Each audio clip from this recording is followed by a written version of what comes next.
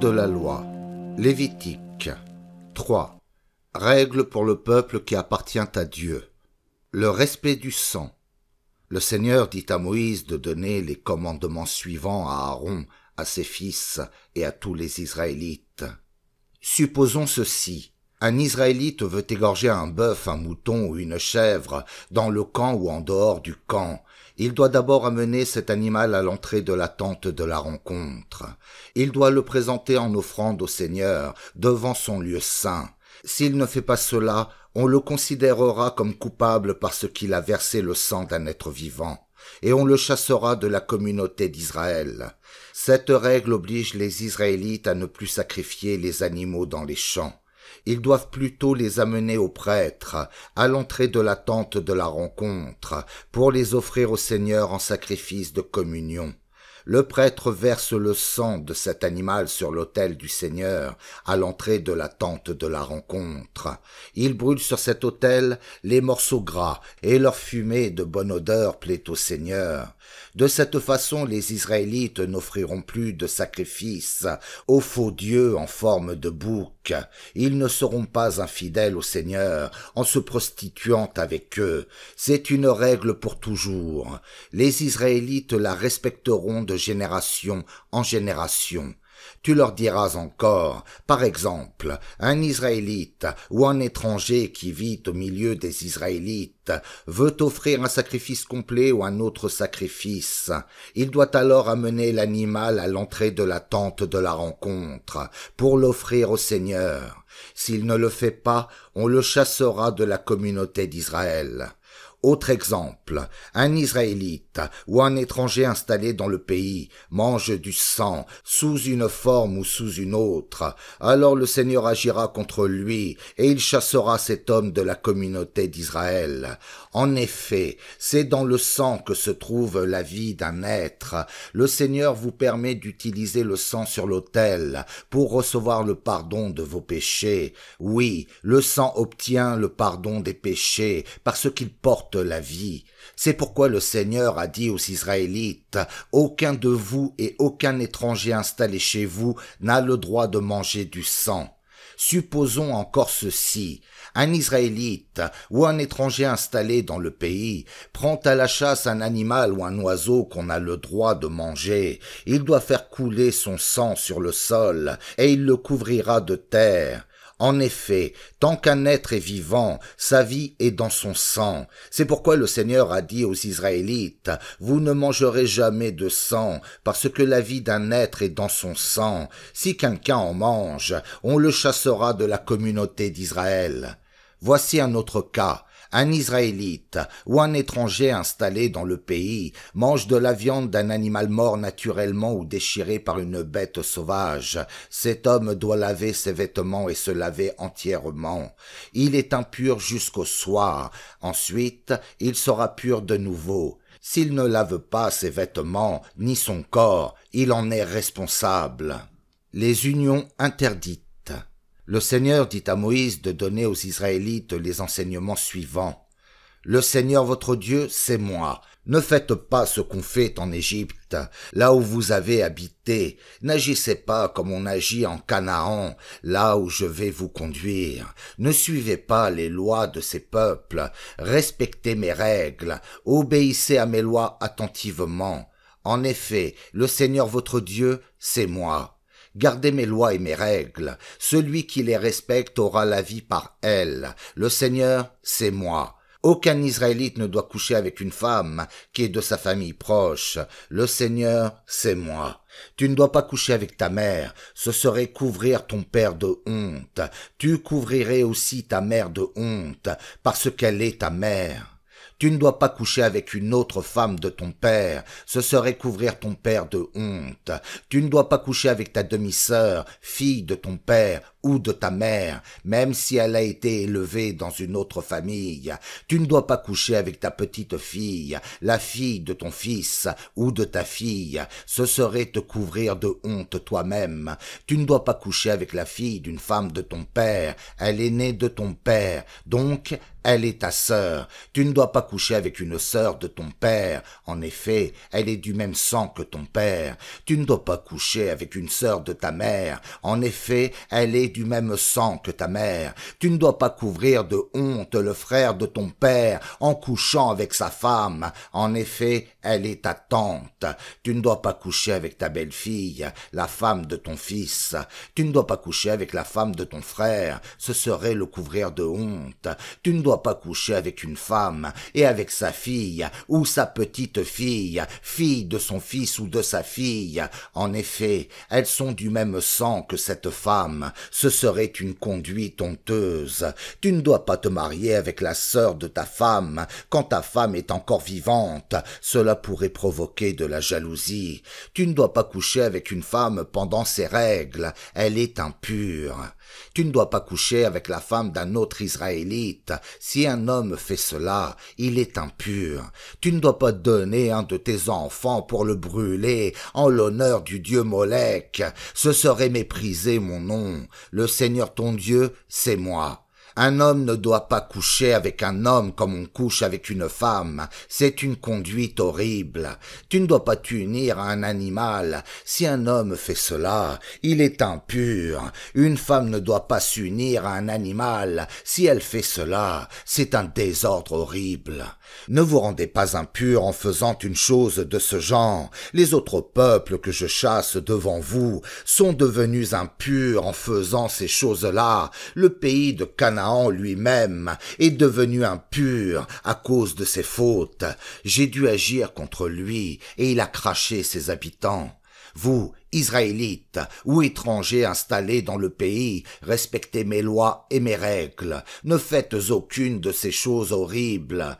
Les gens qui habitaient le pays de Canaan avant vous faisaient toutes ces choses-là, et le pays est devenu impur. Ne le rendez pas impur de nouveau. Ainsi le pays ne vous crachera pas comme il a craché les autres peuples qui étaient là avant vous. En effet, tous ceux qui font ces choses horribles seront chassés du peuple d'Israël. Respectez mes commandements. Ne faites pas ces choses horribles qu'on faisait avant votre arrivée. Ne vous rendez pas impurs par ces actions. Le Seigneur votre Dieu, c'est moi.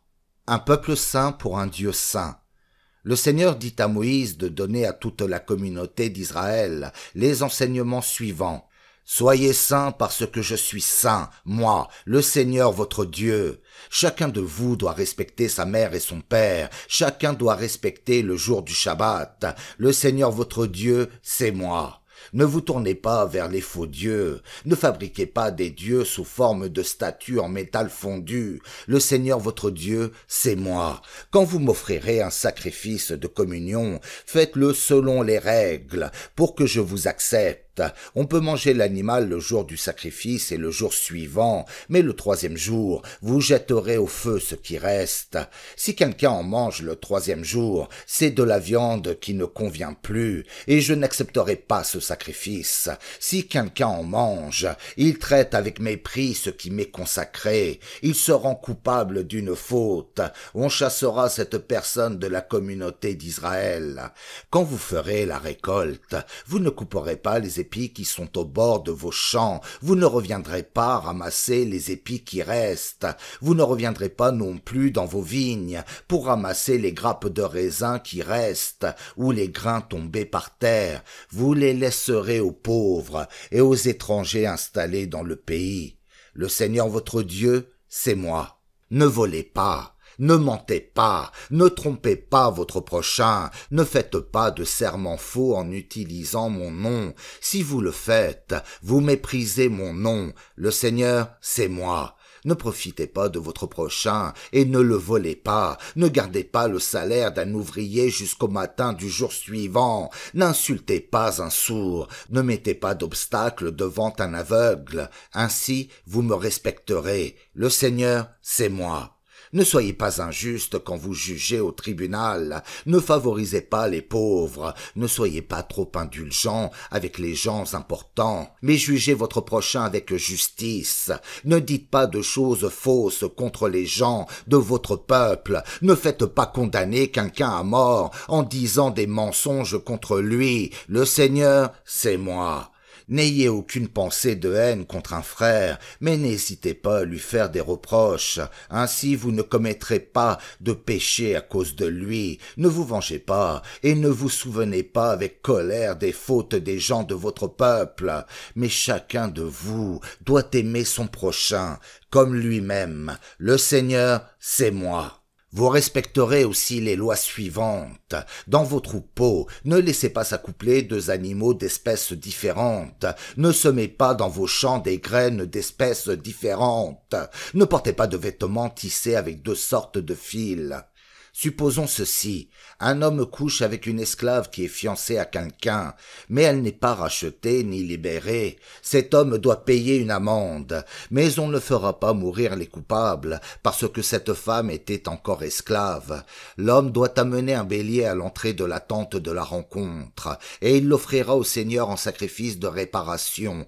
Devant moi, le prêtre fera sur le coupable le geste de pardon pour son péché. Alors cet homme recevra le pardon pour le péché qu'il a commis. Quand vous serez entrés dans le pays de Canaan, vous planterez toutes sortes d'arbres fruitiers, vous considérerez leurs fruits comme interdits pendant 3 ans, vous n'en mangerez pas. La 4e année, pendant la fête de louange, vous me consacrerez tous les fruits que ces arbres donneront. À partir de la 5e année, vous pourrez les manger, alors vos récoltes augmenteront. Le Seigneur votre Dieu, c'est moi. Ne mangez pas la viande d'un animal à l'endroit où vous avez fait couler son sang. N'essayez pas de deviner l'avenir. N'allez pas consulter ceux qui lisent dans le ciel. Ne taillez pas vos cheveux en rond. Ne coupez pas votre barbe sur les côtés. Si vous êtes en deuil, ne vous faites pas d'incision sur le corps. Ne faites pas de dessin sur votre peau. Le Seigneur, c'est moi. Ne détruisez pas l'honneur de vos filles en les poussant à se prostituer au service d'un lieu sacré. Ainsi les habitants du pays ne se prostitueront pas et ils ne coucheront pas avec n'importe qui dans tout le pays. Respectez le jour du Shabbat et respectez mon lieu saint. Le Seigneur, c'est moi. Ne cherchez pas à consulter les esprits des morts d'une manière ou d'une autre. Cela vous rendrait impur. Le Seigneur votre Dieu, c'est moi. Levez-vous devant une personne âgée, soyez plein de respect pour les gens âgés, ainsi vous respecterez votre Dieu. Le Seigneur, c'est moi. Quand un étranger viendra s'installer chez vous, dans votre pays, ne profitez pas de lui. Au contraire, vous agirez avec lui comme avec quelqu'un de votre peuple. Vous devez l'aimer comme vous-même. En effet, vous aussi, vous avez été des étrangers en Égypte. Le Seigneur, votre Dieu, c'est moi. Ne soyez pas injuste quand vous mesurez quelque chose avec une mesure de longueur, de poids ou de capacité. Vous devez avoir des balances justes, des poids justes, des mesures justes. Le Seigneur votre Dieu qui vous a fait sortir d'Égypte, c'est moi. Respectez toutes mes lois et mes règles et obéissez-leur. Le Seigneur, c'est moi. Les cultes interdits. Le Seigneur dit à Moïse de donner aux Israélites les enseignements suivants. Si un Israélite ou un étranger installé dans le pays offre un de ses enfants en sacrifice au dieu Molek, il faut le faire mourir. Les habitants du pays le tueront en lui jetant des pierres. Moi-même, j'agirai contre cet homme. Je le chasserai de la communauté d'Israël parce qu'il a offert un de ses enfants à Molek. En effet, il a rendu impur mon lieu saint, et il a méprisé mon saint nom. Les habitants du pays ferment peut-être les yeux sur la conduite de cet homme pour ne pas le faire mourir. Alors j'agirai moi-même contre lui et contre sa famille. Je les chasserai de la communauté d'Israël, lui et tous ceux qui servent comme lui le dieu Molek. Ils adorent un faux dieu. Voici un autre exemple. Quelqu'un consulte les esprits des morts d'une façon ou d'une autre. C'est une manière d'adorer les faux dieux. C'est pourquoi j'agirai contre lui et je le chasserai de la communauté d'Israël. Conduisez-vous comme des personnes saintes. En effet, le Seigneur votre Dieu, c'est moi. Les fautes qui entraînent des punitions graves.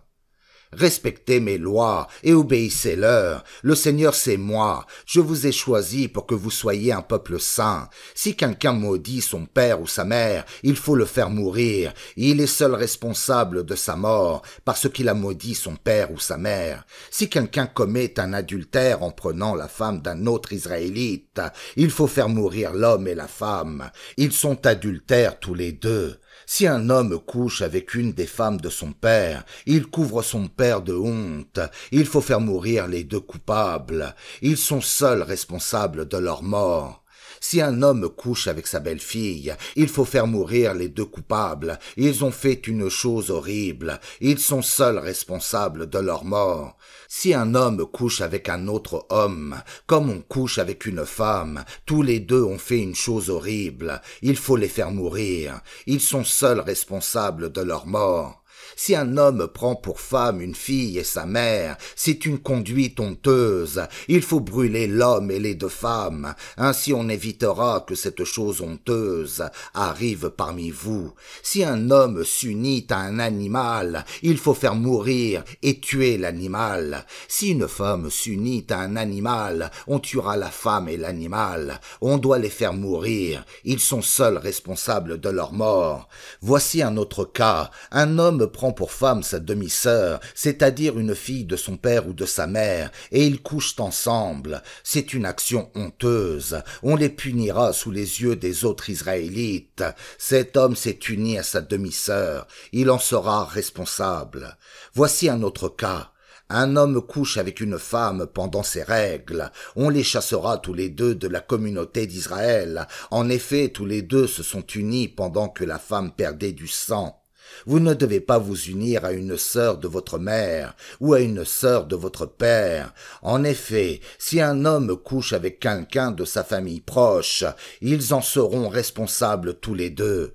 Si un homme couche avec sa tante, il couvre son oncle de honte. Les deux seront responsables de ce péché. Ils mourront sans enfant. Si un homme prend pour femme la femme de son frère, c'est une action impure. Cet homme a couvert son frère de honte. Ils n'auront pas d'enfants. Respectez toutes mes lois et mes règles, et obéissez-leur. Alors le pays où je vous conduis pour vous y installer ne vous crachera pas. Ne suivez pas les coutumes des peuples que je chasse devant vous. Ils ont commis toutes ces fautes. C'est pourquoi ils m'ont dégoûté. Alors je vous ai dit, c'est vous qui posséderez leur pays. Je vous le donne pour qu'il soit à vous. C'est un pays qui déborde de lait et de miel. Le Seigneur votre Dieu, qui vous a mis à part des autres peuples, c'est moi. C'est pourquoi vous devez faire la différence entre animaux purs et impurs, entre oiseaux purs et impurs. Vous ne devez pas vous rendre impurs vous-même en touchant ce qui est impur, animaux, oiseaux, petites bêtes qui marchent sur le sol. J'ai fait cette différence pour que vous reconnaissiez les animaux impurs. Soyez saints, consacrés à mon service, parce que je suis saint, moi, le Seigneur. Je vous ai mis à part des autres peuples pour que vous soyez à moi. Si un homme ou une femme ont l'habitude d'interroger les esprits des morts, il faut les faire mourir. On les tuera en leur jetant des pierres. Ils seront seuls responsables de leur mort. Règle pour les prêtres. A. Comment les prêtres doivent se conduire. Le Seigneur dit à Moïse de donner les enseignements suivants aux prêtres, fils d'Aaron.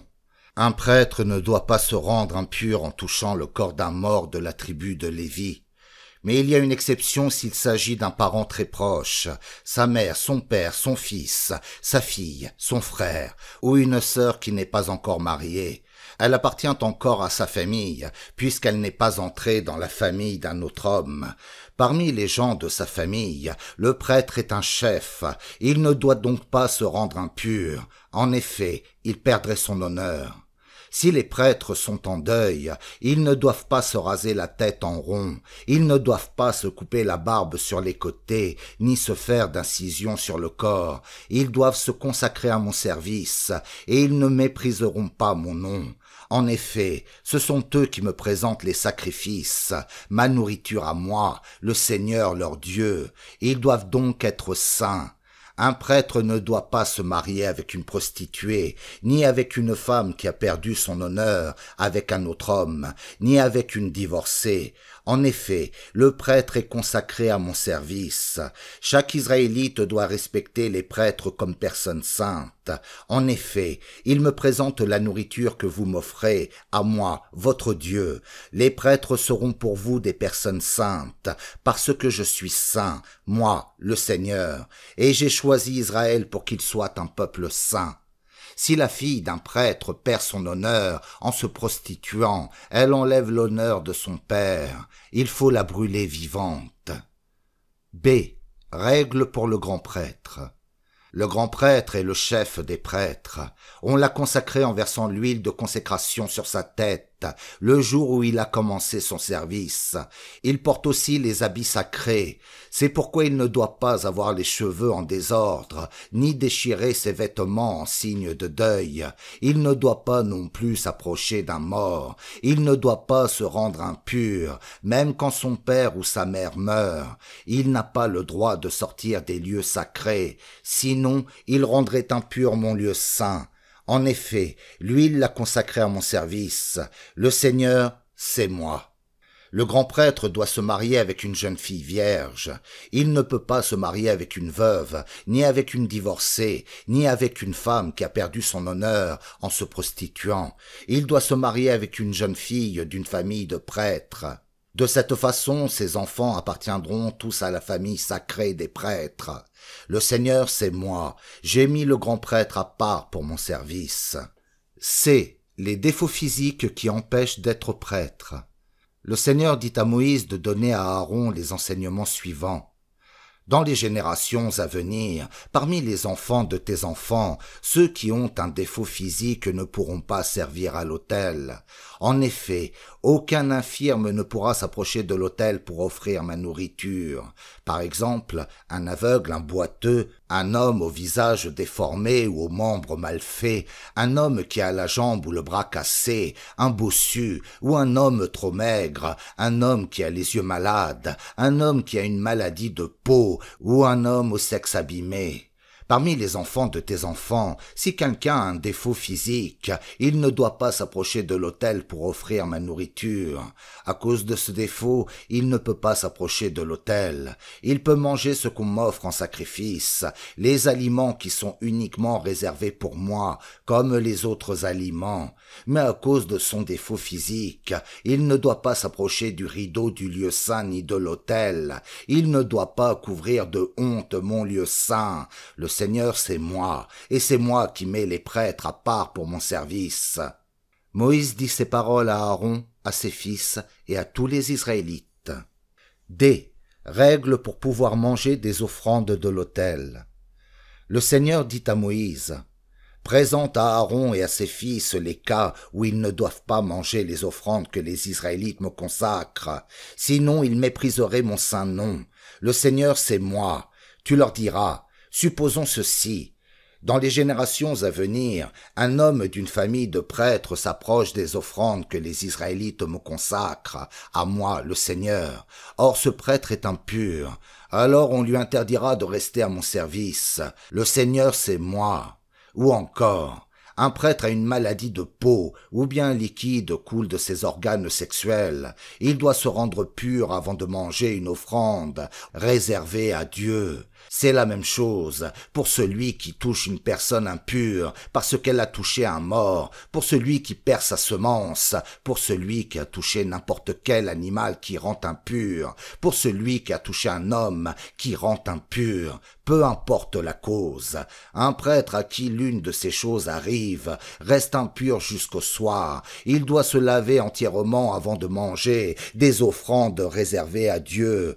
Après le coucher du soleil, il est pur. impur. Il peut donc manger de nouveau des offrandes réservées à Dieu. En effet, cette nourriture est pour lui. Un prêtre ne doit pas manger la viande d'un animal mort naturellement ou déchiré par une bête sauvage, sinon il sera impur. Le Seigneur, c'est moi. Les prêtres doivent obéir à mes commandements, alors ils ne se rendront pas coupables à cause de la nourriture. S'ils traitent cette nourriture sans respect, ils mourront. Le Seigneur, c'est moi, et c'est moi qui les mets à part pour mon service. Aucun Israélite ne doit manger de la nourriture réservée à Dieu s'il n'est pas prêtre. Même l'invité d'un prêtre ou un ouvrier payé par lui ne doivent pas en manger. Mais si un prêtre a acheté un esclave, celui-ci peut manger de la nourriture réservée à Dieu. Un esclave qui est né dans la maison du prêtre peut en manger aussi. Si la fille d'un prêtre s'est mariée avec quelqu'un qui n'est pas prêtre, elle n'a plus le droit de manger la part prise sur les offrandes réservées à Dieu. Mais la fille d'un prêtre est peut-être veuve ou divorcée, elle n'a pas d'enfant et elle est revenue habiter chez son père comme avant le mariage. Alors elle peut manger la même nourriture que lui. En dehors de ces cas-là, personne ne doit manger des offrandes réservées à Dieu s'il n'est pas prêtre. Si quelqu'un en mange sans le vouloir, il doit rendre au prêtre la valeur de l'offrande, et il doit payer en plus un 5e de cette somme. Les prêtres ne doivent pas manquer de respect envers les offrandes que les Israélites consacrent au Seigneur. S'ils en mangent en étant impurs, ils rendent les Israélites responsables d'une faute qui doit être pardonnée. Oui, le Seigneur c'est moi, et c'est moi qui mets à part les prêtres pour mon service. Comment choisir les animaux à offrir? Le Seigneur dit à Moïse de donner les enseignements suivants à Aaron, à ses fils et à tous les Israélites. Supposons ceci. Quelqu'un parmi vous, un Israélite ou un étranger installé dans le pays, veut m'offrir un sacrifice complet à cause d'un vœu qu'il a fait ou bien de façon spontanée. S'il veut que je l'accepte, il doit amener un mâle sans défaut pris parmi les bœufs, les moutons ou les chèvres. Il ne doit pas m'offrir un animal avec un défaut. Je ne l'accepterai pas. Voici un autre cas. Quelqu'un veut m'offrir un sacrifice de communion parce qu'il a fait un vœu ou de façon spontanée. J'accepterai un bœuf, un mouton ou une chèvre si cet animal n'a aucun défaut. Ne présentez donc aucun animal aveugle, à la patte cassée ou coupée ou avec des verrues, de la gale ou une autre maladie de peau. Ne m'offrez pas un tel animal en sacrifice pour le brûler sur mon autel. Si un animal, bœuf, mouton ou chèvre, a une patte trop longue ou trop courte, vous pouvez l'offrir de façon spontanée, mais je ne l'accepterai pas pour un vœu. Ne me présentez pas un animal qui a les testicules écrasés, abîmés, arrachés ou coupés. Ne faites pas cela dans votre pays. N'achetez pas à un inconnu de tels animaux pour me les offrir en sacrifice. À moi, votre Dieu, ils sont abîmés. C'est donc un défaut, et je ne les accepterai pas de votre part. Le Seigneur dit à Moïse: un veau, un agneau ou un cabri doivent rester avec leur mère pendant 7 jours après leur naissance.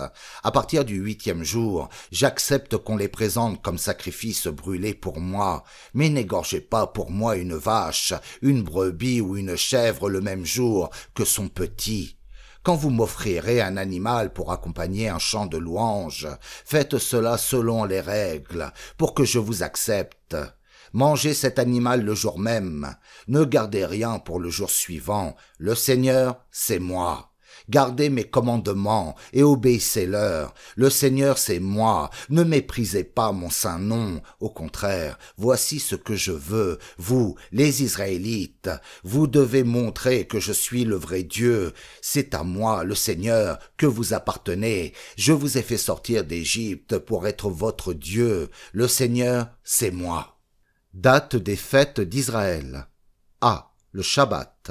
Le Seigneur dit à Moïse de donner aux Israélites les enseignements suivants. Quand vous ferez de grandes fêtes en mon honneur, vous vous réunirez pour m'adorer. Voici les dates de ces fêtes. Il y a 6 jours dans la semaine pour travailler, mais le 7e jour, c'est le Shabbat, un jour de repos. Ce jour-là est mis à part pour vous réunir en mon honneur. Vous ne devez faire aucun travail. C'est le Shabbat. Vous devez garder ce jour pour moi, le Seigneur, partout où vous habiterez. Les autres grandes fêtes pendant lesquelles vous vous réunirez en mon honneur, vous les célébrerez aux dates fixées. B. La Pâque et la fête des pains sans levain. Le 1er mois, le 14 du mois, au coucher du soleil, c'est la fête de la Pâque, vous la ferez en mon honneur. Le 15 de ce même mois, c'est la fête des pains sans levain, elle est en mon honneur. Pendant 7 jours, vous mangerez du pain sans levain. Le 1er jour de cette semaine, vous vous réunirez en mon honneur. Ce jour-là, vous ne ferez pas votre travail ordinaire. Chaque jour de cette semaine, vous m'offrirez un sacrifice complètement brûlé. Le 7e jour, vous vous réunirez encore en mon honneur. Ce jour-là non plus, vous ne ferez pas votre travail ordinaire. C. La fête de la première gerbe. Le Seigneur dit encore à Moïse de donner aux Israélites les enseignements suivants. Quand vous serez entrés dans le pays que je vais vous donner, au moment de la récolte, vous apporterez au prêtre la première gerbe que vous récolterez. Le prêtre me présentera cette gerbe le jour qui suit le Shabbat, alors je l'accepterai. Ce jour-là, vous m'offrirez aussi un agneau d'un an sans défaut, et on le brûlera complètement. En même temps, vous m'offrirez 6 kilos de farine mélangée avec de l'huile, comme sacrifice brûlé, et sa fumée de bonne odeur me plaira. Vous offrirez aussi 1,5 litre de vin. Vous ne mangerez rien de cette récolte avant le jour où vous m'offrirez la première gerbe. Vous ne mangerez donc ni pain, ni épis grillés, ni blé nouveau. C'est une règle pour toujours. Vous la respecterez de génération en génération, partout où vous habiterez. D. La fête des moissons. Vous compterez 7 semaines complètes à partir du jour qui suit le Shabbat. C'est le jour où vous aurez offert la première gerbe avec le geste de présentation. Vous compterez donc 50 jours, jusqu'au jour qui suit le 7e Shabbat. Ce jour-là, vous me présenterez une offrande de votre nouvelle récolte. Vous apporterez de vos maisons 2 pains pour me les offrir devant l'autel, avec le geste de présentation. Vous ferez chaque pain avec 3 kilos de farine, et vous le cuirez avec du levain. Cette offrande viendra des premières céréales récoltées. En plus de ce pain, vous m'offrirez 7 agneaux sans défaut, âgés d'1 an, un taureau et 2 béliers. Vous les brûlerez complètement pour moi avec les offrandes de farine et de vin qui les accompagnent. Ce sont des sacrifices brûlés pour moi, le Seigneur, et leur fumée de bonne odeur me plaira. Vous m'offrirez aussi un bouc en sacrifice pour recevoir le pardon de vos péchés, et 2 agneaux d'1 an en sacrifice de communion. Le prêtre les offrira avec le geste de présentation. Il offrira les 2 agneaux en même temps que les pains. Ces offrandes me sont consacrées. Elles sont donc pour le prêtre. Le même jour, vous vous réunirez en mon honneur. Vous ne ferez pas votre travail ordinaire. C'est une règle pour toujours. Vous la respecterez de génération en génération, partout où vous habiterez. Quand vous ferez la récolte, vous ne couperez pas les épis qui sont au bord de vos champs, vous ne reviendrez pas ramasser les épis qui restent, vous les laisserez aux pauvres et aux étrangers installés chez vous. Le Seigneur votre Dieu, c'est moi. Le jour de souvenir. Le Seigneur dit à Moïse de donner aux Israélites les enseignements suivants. Le 7e mois, le 1er jour du mois, ce sera pour vous un jour de repos. Vous vous réunirez en mon honneur. C'est un jour de souvenirs et de cris de joie. Vous ne ferez pas votre travail ordinaire, et vous m'offrirez des sacrifices brûlés. Le grand jour du pardon des péchés. Le Seigneur dit à Moïse, le 7e mois, le 10 du mois, ce sera le grand jour du pardon des péchés. Vous vous réunirez en mon honneur. Vous jeûnerez, vous m'offrirez un sacrifice brûlé. Ce jour-là, vous ne ferez aucun travail. En effet, ce jour-là, on fera sur vous le geste de pardon pour vos péchés, devant moi, le Seigneur votre Dieu. Si quelqu'un ne jeûne pas ce jour-là, on le chassera de la communauté d'Israël. et je ferai disparaître du peuple d'Israël toute personne qui fera un travail ce jour-là. Ce jour-là, vous ne ferez jamais aucun travail. C'est une règle pour toujours. Vous la respecterez de génération en génération, partout où vous habiterez. C'est pour vous un jour de repos, comme le Shabbat, et vous jeûnerez. Vous respecterez ce repos du Shabbat depuis le 9 du mois au soir jusqu'au 10 au soir. G. La fête des huttes. Le Seigneur dit à Moïse de donner aux Israélites les enseignements suivants. Le 7e mois, à partir du 15 du mois, vous ferez la fête des huttes en mon honneur pendant 7 jours. Le 1er jour, vous vous réunirez en mon honneur. Ce jour-là, vous ne ferez pas votre travail ordinaire. Chaque jour de la semaine, vous m'offrirez un sacrifice brûlé au feu. Le 8e jour, vous vous réunirez de nouveau en mon honneur, et vous m'offrirez encore un sacrifice brûlé. Ce sera le dernier jour de la fête. Ce jour-là, vous ne ferez pas votre travail ordinaire. Quand vous ferez ces grandes fêtes en mon honneur, vous vous réunirez pour m'offrir des sacrifices complètement brûlés, avec des offrandes de farine mélangées à de l'huile, ou bien vous m'offrirez des sacrifices de communion avec du vin, selon les règles pour chaque fête. Ces sacrifices, vous les ajouterez à ceux que vous m'offrez les jours de Shabbat. Vous les ajouterez aussi aux dons et aux sacrifices offerts de façon spontanée ou pour accomplir un vœu. Le 7e mois, le 15 du mois, à la fin des récoltes, vous commencerez à faire une fête en mon honneur pendant 7 jours. Le 1er et le 8e jour seront des jours de repos. Le 1er jour, vous prendrez de beaux fruits, des feuilles de palmier, des branches d'arbres couverts de feuilles ou d'arbres des rivières. Vous montrerez votre joie devant moi, le Seigneur votre Dieu, pendant 7 jours. Chaque année, vous ferez cette fête en mon honneur, pendant 7 jours, le 7e mois. C'est une règle pour toujours. Vous la respecterez de génération en génération. Pendant ces 7 jours, vous, les Israélites, vous devrez habiter dans des huttes. Alors vos enfants et les enfants de leurs enfants sauront que j'ai fait habiter leurs ancêtres dans des huttes quand je les ai fait sortir d'Égypte. Le Seigneur votre Dieu, c'est moi. Voilà comment Moïse a donné aux Israélites la liste des fêtes à respecter en l'honneur du Seigneur. Le porte-lampe du lieu saint. Le Seigneur dit à Moïse, « Commande aux Israélites de t'apporter de l'huile d'olive de très bonne qualité. Alors on pourra allumer les lampes tous les soirs. Aaron placera le porte-lampe dans la tente de la rencontre, devant le rideau qui cache le coffre contenant les tablettes de l'Alliance. Les lampes brûleront du soir au matin devant moi. C'est une règle pour toujours. Vous la respecterez de génération en génération.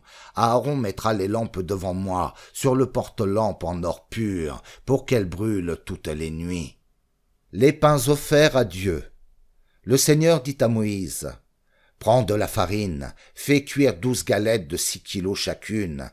Tu les placeras devant moi sur la table en or pur, en 2 tas de 6 galettes. Tu mettras sur chaque tas de l'encens pur. Ensuite, on le brûlera en mon honneur, à la place du pain, comme souvenir. Chaque jour de Shabbat, pour toujours, on placera de telles galettes devant moi. Vous, les Israélites, vous devrez toujours respecter cette obligation. Les galettes seront pour Aaron et pour ses fils. Ils les mangeront dans un endroit réservé. En effet, elles sont uniquement réservées pour moi, parce qu'elles m'ont été offertes. Cette part leur appartient pour toujours. Celui qui insulte Dieu doit mourir. Un jour, il y a une dispute dans le camp entre un Israélite et un homme de père égyptien et de mère israélite. Cette femme s'appelle Shélomite. Elle est fille de Dibri, de la tribu de Dan. Le fils de Shélomite insulte le nom de Dieu et le maudit. On le conduit alors auprès de Moïse, et on le garde en lieu sûr en attendant que le Seigneur prenne une décision. Alors le Seigneur dit à Moïse, Fais sortir du camp celui qui m'a insulté, que tous ceux qui l'ont entendu posent leurs mains sur sa tête, et que toute la communauté d'Israël le tue en lui jetant des pierres. Et voici ce que tu diras aux Israélites. Si un homme insulte son Dieu, il est responsable de ce péché. Il faut faire mourir celui qui insulte le nom du Seigneur. Toute la communauté d'Israël doit le tuer en lui jetant des pierres. Si c'est un étranger installé chez vous ou un Israélite, peu importe, il faut le faire mourir parce qu'il a insulté le nom de Dieu. Si quelqu'un tue un être humain, il faut le faire mourir. S'il tue un animal qui appartient à quelqu'un d'autre, il doit le remplacer par un animal vivant. Si quelqu'un blesse une autre personne, on le blessera de la même façon. Fracture pour fracture, œil pour œil, dent pour dent. On lui rendra le mal qu'il a fait à l'autre. Si quelqu'un tue un animal, il doit le remplacer. Si quelqu'un tue un être humain, il faut le faire mourir. Vous aurez les mêmes lois pour les étrangers installés chez vous et pour les Israélites. Le Seigneur votre Dieu, c'est moi. Voilà ce que Moïse a dit aux Israélites. Alors on fait sortir du camp celui qui a insulté le nom de Dieu, et on le tue en lui jetant des pierres. Les Israélites font ainsi ce que le Seigneur a commandé à Moïse. L'année de repos pour la terre. Sur le mont Sinaï, le Seigneur dit à Moïse de donner aux Israélites les enseignements suivants. Quand vous serez entrés dans le pays que je vais vous donner, vous laisserez régulièrement la terre se reposer en mon honneur. Pendant 6 ans, vous sèmerez dans vos champs, vous taillerez vos vignes, et vous ferez les récoltes. La 7e année me sera consacrée. Ce sera une année de repos complet pour la terre. Vous ne devrez pas semer dans vos champs, ni tailler vos vignes. Vous ne ramasserez pas ce qui a poussé tout seul depuis la dernière récolte. Vous ne cueillerez pas les grappes des vignes non taillées. Ce sera une année de repos complet pour la terre. Vous mangerez ce que la terre vous donnera pendant cette année de repos, vous, vos serviteurs et vos servantes, ainsi que vos ouvriers et les étrangers de passage qui habitent chez vous. Tout cela servira aussi à nourrir vos animaux et même les bêtes sauvages de votre pays. L'année de la libération. Vous compterez 7 fois 7 ans, c'est-à-dire 49 ans. Ensuite, le 7e mois, le 10 du mois, le grand jour du pardon, vous ferez entendre la corne de bélier dans tout le pays, et vous pousserez de grands cris. De cette façon, vous ferez de cette 50e année une année consacrée au Seigneur. Vous annoncerez la libération pour tous les habitants du pays. Ce sera pour vous une année de réjouissance. Chacun de vous pourra être de nouveau propriétaire de ses champs et revenir dans sa famille. C'est ainsi que vous fêterez l'année de réjouissance. Tous les 50 ans, vous ne sèmerez rien dans vos champs, vous ne récolterez pas les épis qui ont poussé tout seuls, vous ne couperez pas les grappes de raisin qui ont poussé sur les vignes non taillées. En effet, ce sera l'année de réjouissance, une année consacrée au Seigneur, mais vous pourrez manger ce qui pousse tout seul dans les champs. À l'occasion de l'année de réjouissance, chacun de vous pourra être de nouveau propriétaire de ses champs. Si vous vendez quelque chose à un Israélite, ou si vous lui achetez quelque chose, vous ne devez pas profiter de lui. Achetez ou vendez en tenant compte des années passées depuis la dernière année de réjouissance. Et donc, tenez compte aussi des années de récolte qui restent jusqu'à la prochaine année de réjouissance. Plus il restera d'années, plus votre prix de vente sera élevé, moins il restera d'années, plus votre prix sera bas. En effet, pour vendre, on tient compte du nombre de récoltes à faire. Ne profitez pas de votre prochain, c'est ainsi que vous me respecterez. Le Seigneur votre Dieu, c'est moi. Respectez mes lois, gardez mes règles et obéissez-leur. Alors vous habiterez en sécurité dans ce pays. La terre donnera des récoltes, vous aurez toujours assez à manger, et vous habiterez en sécurité. Vous allez peut-être vous demander, qu'est-ce que nous allons manger la 7e année? En effet, nous ne devons pas semer, nous ne devons pas faire de récolte. Eh bien, je vous bénirai la 6e année. Je commanderai à la terre de donner des récoltes pour 3 ans. La 8e année, vous sèmerez dans vos champs, mais cette année-là, vous mangerez encore l'ancienne récolte. En effet, vous aurez assez de nourriture pour attendre la récolte de la 9e année. Le droit de racheter des terres. Vous ne vendrez jamais une terre de façon définitive. En effet, la terre est à moi, le Seigneur. Vous serez comme des étrangers et des gens de passage dans mon pays. C'est pourquoi, dans tout ce pays que je vous donnerai, vous établirez les règles permettant de racheter des terres. Supposons ceci. Un de vos frères israélites devient pauvre et il doit vendre une de ses terres. Un de ses parents proches qui possède le droit de racheter doit racheter cette terre. Si cet homme pauvre n'a pas de parents qui possèdent ce droit, il trouvera peut-être les moyens de racheter lui-même sa terre. Il calculera la somme d'argent qu'il doit à l'acheteur en comptant le nombre d'années qui restent jusqu'à l'année de réjouissance. Il payera et il sera de nouveau propriétaire de sa terre.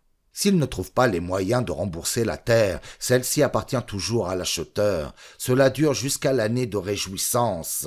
Cette année-là, l'homme pauvre sera de nouveau propriétaire de sa terre.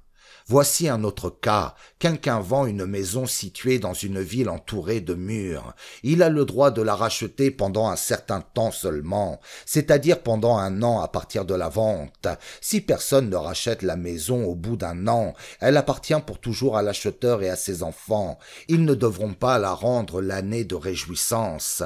Mais les maisons situées dans les villages, qui ne sont pas entourées de murs, on leur applique les mêmes règles qu'aux champs du pays. Celui qui vend sa maison a toujours le droit de la racheter. En tout cas, il en sera de nouveau propriétaire l'année de réjouissance. Pourtant, les Lévites ont toujours le droit de racheter leurs maisons situées dans les villes des Lévites. Même si un autre Lévite a acheté une de ces maisons, il devra la rendre à son premier propriétaire l'année de réjouissance. En effet, les Lévites possèdent seulement ces maisons en Israël. Les champs situés autour de leur ville ne doivent pas être vendus. En effet, les Lévites les possèdent pour toujours. Les prêts aux pauvres. Supposons ceci. Un de vos frères israélites devient pauvre et il ne peut pas vous rembourser. Vous devez l'aider pour qu'il continue à vivre auprès de vous. Vous ferez la même chose pour un étranger de passage ou un étranger installé dans votre pays ou pour quelqu'un de passage. Vous ne lui demanderez pas d'argent en plus de sa dette. De cette façon, vous montrerez du respect pour moi, votre Dieu, et votre frère pourra vivre auprès de vous. Si vous lui prêtez de l'argent, ne lui demandez pas une somme en plus de sa dette. Si vous lui fournissez de la nourriture, ne lui demandez pas de vous la rendre avec un supplément. Le Seigneur votre Dieu, c'est moi. Je vous ai fait sortir d'Égypte pour vous donner le pays de Canaan et devenir votre Dieu. Le droit de racheter des personnes. Supposons ceci. Un de vos frères israélites est devenu pauvre et il doit se vendre à vous. Vous ne devez pas lui faire un travail d'esclave. Faites-le travailler chez vous comme un ouvrier que vous payez, ou comme un étranger de passage. Il sera à votre service jusqu'à l'année de réjouissance. Cette année-là, il sera libre de nouveau, lui et ses enfants. Il retournera dans sa famille, et il sera de nouveau propriétaire de la terre de ses ancêtres. En effet, les Israélites sont mes serviteurs. Je les ai libérés d'Égypte. C'est pourquoi on ne doit pas les vendre, comme on vend des esclaves. Ne les écrasez pas de votre pouvoir. De cette façon, vous montrerez votre respect pour moi, votre Dieu. Si vous voulez des esclaves ou des servantes, vous les achèterez chez les peuples qui vous entourent. Vous pourrez aussi en acheter parmi les enfants des étrangers de passage qui viendront s'installer chez vous, ou bien vous les prendrez parmi les étrangers qui sont nés dans le pays. Ces esclaves seront à vous. Plus tard, vous les laisserez en héritage à vos enfants, ils seront à eux, vous pourrez les garder comme esclaves pour toujours, mais personne parmi vous n'écrasera un de ses frères israélites sous son pouvoir. Supposons ceci. Un étranger installé chez vous ou un étranger de passage devient riche. Un Israélite, au contraire, devient pauvre et il se vend à lui ou à un autre membre du clan de ces étrangers. On a le droit de racheter cet Israélite. Un de ses frères peut le racheter. S'il n'a pas de frère, un frère de son père ou un fils de cet oncle ou un autre parent de son clan peut le racheter. Il peut aussi se racheter lui-même, s'il trouve les moyens pour cela. S'il peut se racheter, il comptera avec son patron le nombre d'années qu'il y a entre l'année où il s'est vendu et l'année de réjouissance. Le prix à payer dépend du nombre d'années, et le prix d'une année sera calculé d'après ce qu'on donne à un ouvrier par jour de travail. Il y a peut-être encore beaucoup d'années jusqu'à l'année de réjouissance. Celui qui veut se racheter doit alors rembourser une grande partie de la somme que son patron a payée pour l'acheter. S'il n'y a pas beaucoup d'années jusqu'à l'année de réjouissance, il les comptera, puis il remboursera son patron en tenant compte des années qui restent. Cet Israélite peut rester comme ouvrier chez son patron, il recevra un salaire pour l'année, mais vous ne laisserez pas le patron écraser votre frère de son pouvoir. Si cet Israélite n'est pas racheté d'une façon ou d'une autre, il retrouvera sa liberté avec ses enfants l'année de réjouissance. Règle pour le peuple qui appartient à Dieu. Conclusion. A. C'est le Seigneur qui est Dieu. Oui, c'est moi que les Israélites servent. Ils sont à mon service, parce que je les ai fait sortir d'Égypte. Le Seigneur votre Dieu, c'est moi. Ne vous fabriquez pas de faux dieux, ne dressez pas de statues ni de pierres sacrées, ne placez pas dans votre pays des pierres décorées pour les adorer. En effet, le Seigneur votre Dieu, c'est moi. Gardez le repos du Shabbat et montrez du respect pour mon lieu saint. Le Seigneur, c'est moi. B. La bénédiction de Dieu. Si vous suivez mes lois, si vous respectez mes commandements, et si vous leur obéissez, je ferai tomber de l'eau à la saison des pluies. Alors la terre produira des récoltes, et les arbres donneront des fruits. Chez vous, le battage des céréales durera jusqu'à la récolte du raisin, et cette récolte durera jusqu'au moment où vous sèmerez. Vous aurez beaucoup de nourriture, et vous habiterez en sécurité dans votre pays. Grâce à moi, le pays sera en paix. Quand vous coucherez, rien ne vous troublera. Je ferai disparaître du pays les bêtes méchantes. On ne vous fera pas la guerre. Vous ferez fuir vos ennemis. Ils tomberont sous les coups de vos armes. 5 Israélites feront fuir 100 ennemis. 100 Israélites en feront fuir 10 000. Et ils tomberont sous les coups de vos armes. Je montrerai ma bonté envers vous. Je vous donnerai beaucoup d'enfants. Et je garderai mon alliance avec vous. Vous récolterez tellement que vous pourrez vous nourrir longtemps de l'ancienne récolte. Vous devrez même sortir ce qui reste pour mettre en réserve les nouvelles récoltes. Je viendrai habiter moi-même au milieu de vous et mon cœur ne vous rejettera pas. Je serai toujours présent parmi vous. Je serai votre Dieu et vous serez mon peuple. Le Seigneur votre Dieu, c'est moi. Je vous ai fait sortir d'Égypte pour que vous ne soyez plus esclaves des Égyptiens. J'ai brisé les liens qui vous attachaient, et je vous ai fait marcher avec fierté. C. La malédiction de Dieu. Mais supposons ceci. Vous ne m'écoutez pas, vous n'obéissez pas à mes commandements, vous rejetez mes lois, vous détestez mes règles, vous ne m'obéissez pas. De cette façon, vous brisez mon alliance avec vous.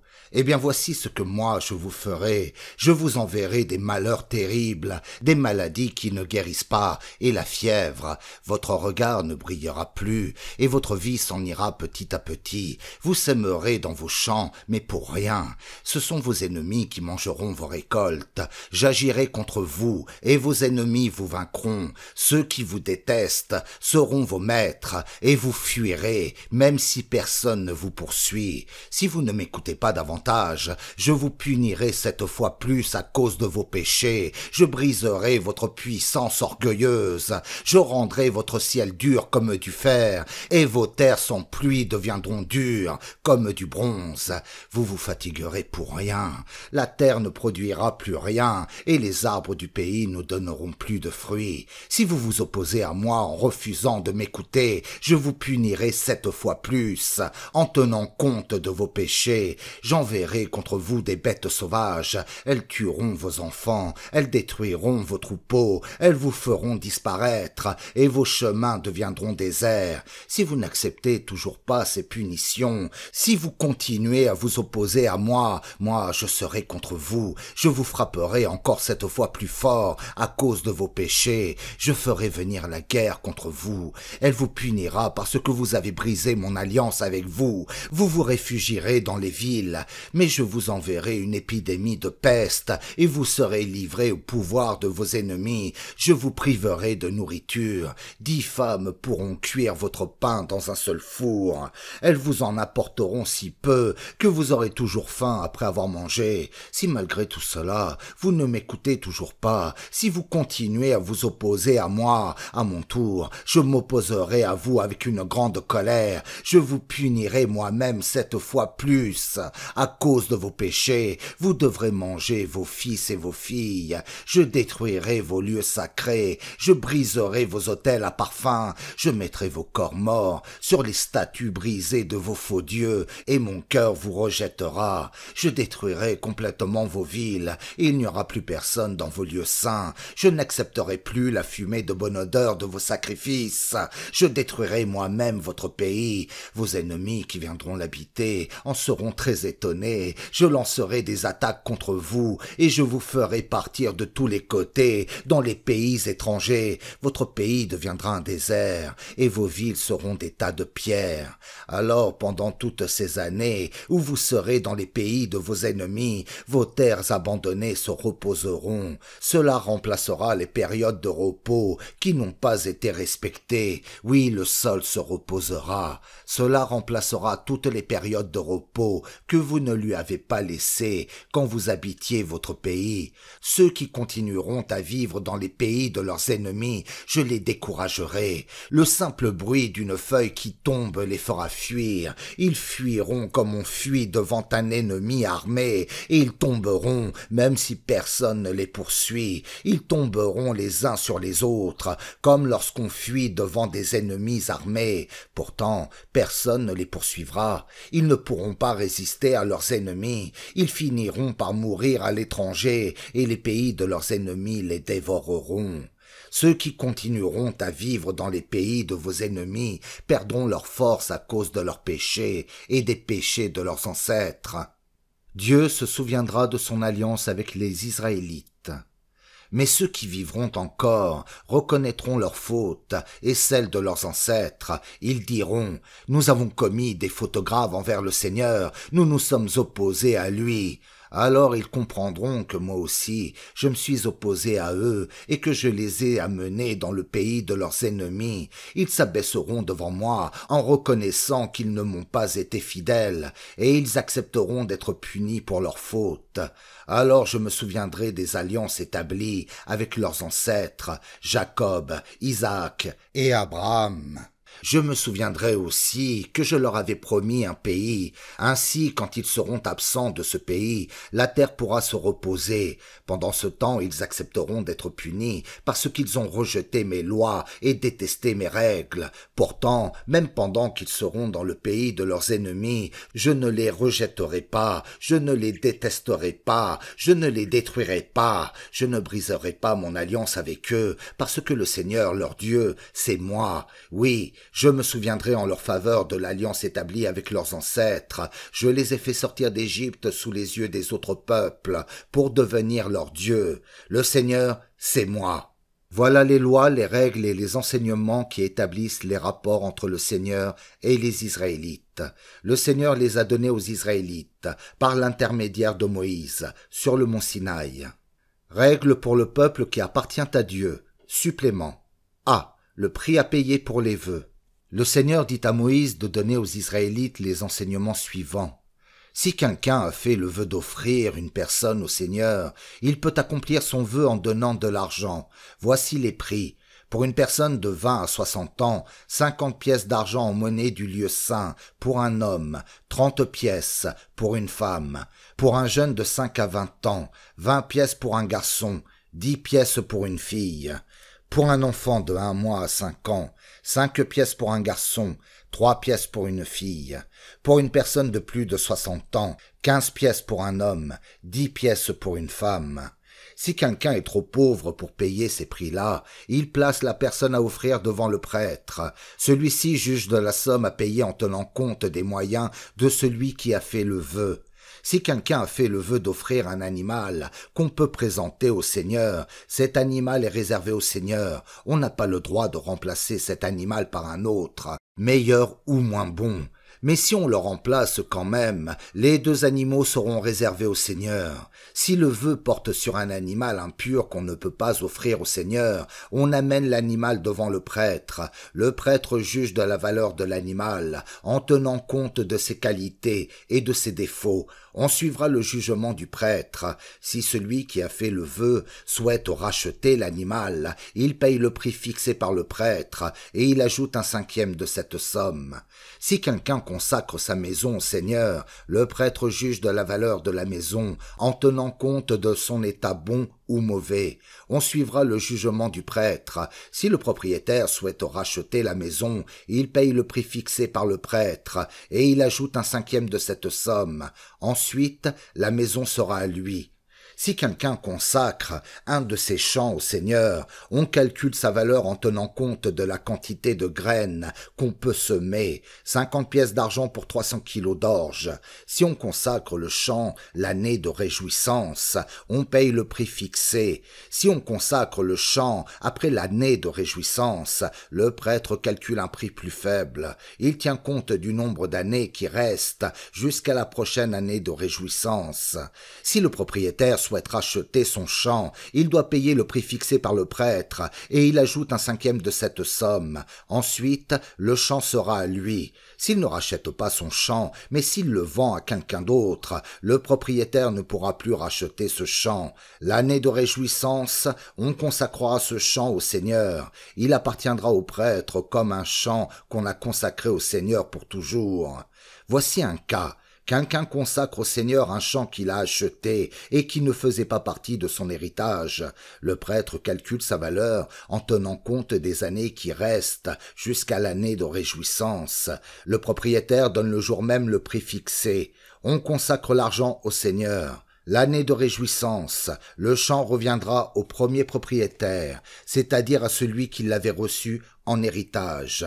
On calculera la valeur des biens promis au Seigneur selon la monnaie du lieu saint, où la pièce d'argent pèse 10 grammes. B. Autres offrandes. Personne n'a le droit de consacrer au Seigneur par un vœu le premier-né d'un animal. En effet, tous les premiers-nés, veaux, cabris ou agneaux, appartiennent déjà au Seigneur. S'il s'agit du premier-né d'un animal impur, celui qui fait le vœu peut le racheter. Il paye le prix fixé par le prêtre et il ajoute un 5e de cette somme. S'il ne le rachète pas, le prêtre peut le vendre au prix qu'il a calculé. De plus, quand quelqu'un consacre pour toujours au Seigneur une personne, un animal ou un champ reçu en héritage, on ne peut pas le vendre ni le racheter. Tout ce qui est consacré pour toujours au Seigneur devient sacré. Cela lui appartient totalement. Même si c'est une personne, on ne peut pas la racheter. Il faut la faire mourir. On doit consacrer au Seigneur un 10e des récoltes de la terre et des fruits. Cette part est pour le Seigneur. Si quelqu'un veut en racheter une partie, il doit payer au prêtre le prix de cette part, plus un 5e de cette somme. Pour les bœufs, les moutons et les chèvres, on marque une bête sur 10 pour la consacrer au Seigneur. Le propriétaire ne doit pas faire de choix entre les bêtes, bonnes ou mauvaises, mais s'il remplace quand même une bête par une autre, les deux seront considérés comme consacrés au Seigneur. Il ne pourra donc racheter ni l'une ni l'autre. Voilà les commandements que le Seigneur a donnés à Moïse pour les Israélites sur le mont Sinaï.